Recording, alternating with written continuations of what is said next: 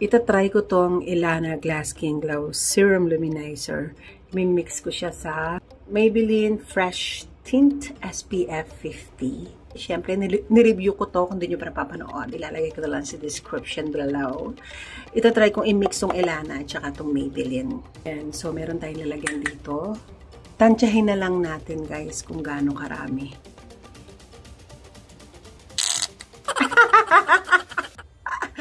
Yan siya. This is shade number 5. Kasi kung napanood nyo yung aking review nitong Maybelline, hindi mo na kailangang mag-touch up pa ng powder.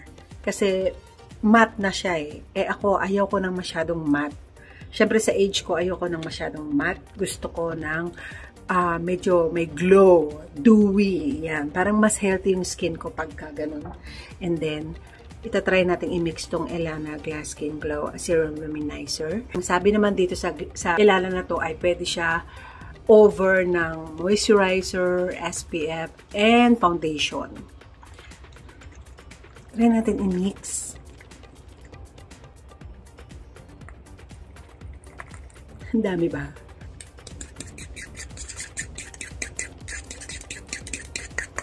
Try natin i-mix. Hindi ko na-search kung meron ng gumawa nito. Gusto ko. Ayan. Mix na yan. Ito. Yung natitira sa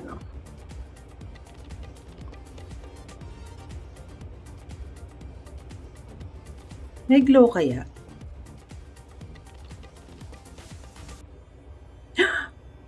May glow nga, guys! Hello, everybody! Try natin yung minix natin kanina. So, ayan siya. Na-curious lang ako. Okay. Kare-reapply ko lang ng sunscreen and I'm going to use meron siyang glow dun sa ilalim. So, ano bang gagawin ko dito? Kamay. Messy! Wait. Hindi ko gusto yung pagka-messy niya. Wait lang, guys, ha. I'm back. Hindi ko gusto sa kamay kasi masyado siyang liquid. Sumisingit sa kuko. Take two tayo. Gamit ko tong, saan ba to? Galing sa Glad King, guys. Ay na, diba? Natin, gamit tayo ng sponge. Pang-blend. Oh. Bukol-bukol, diba? Yung iba, gusto nila, matte. Ako ayoko ng matte, guys, eh. Hindi na siya pwede sa edad ko,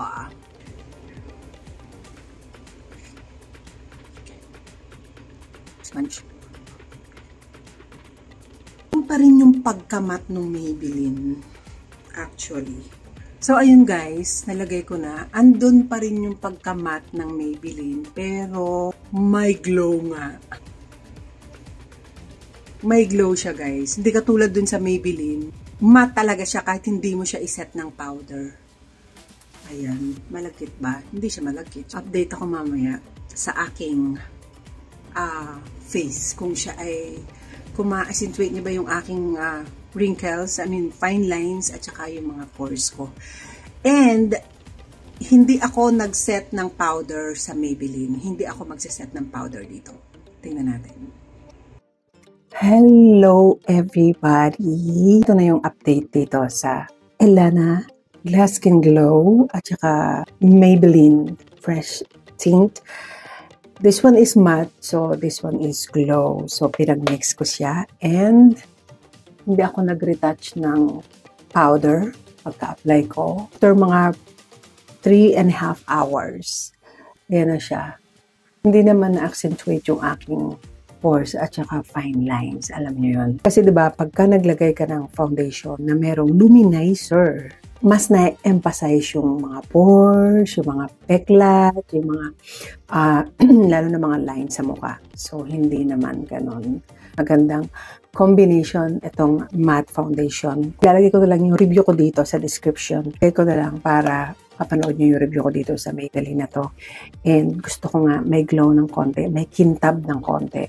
So, ito yon by Ilana. And Ilana is our local. So, proudly local, made in the Philippines. Kasi pwede mo ilagay siya before your moisturizer or SPF foundation. So, wala naman siya nakalagay na. Pwede i-mix sa foundation. So, ako naman, inimbento ko na rin. Minix ko na lang siya dito sa Maybelline. So far, so good. After 3.5 hours, yan siya. And syempre sa nose ko, nag-oil up na siya dahil oily ako, combination ako. And then, tinanong ko sa sweetheart ko, okay daw yung kinalabasan. So, siya naman ang makakakita lahat-lahat yun eh.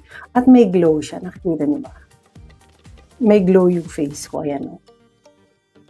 Glow, hindi oily, kundi glow talaga. Hindi ako nag-bronzer o ano kahit sa nose. Hindi. Ano lang, medyo konting blush lang, lip gloss, and syempre eyebrows and mascara. Yun lang.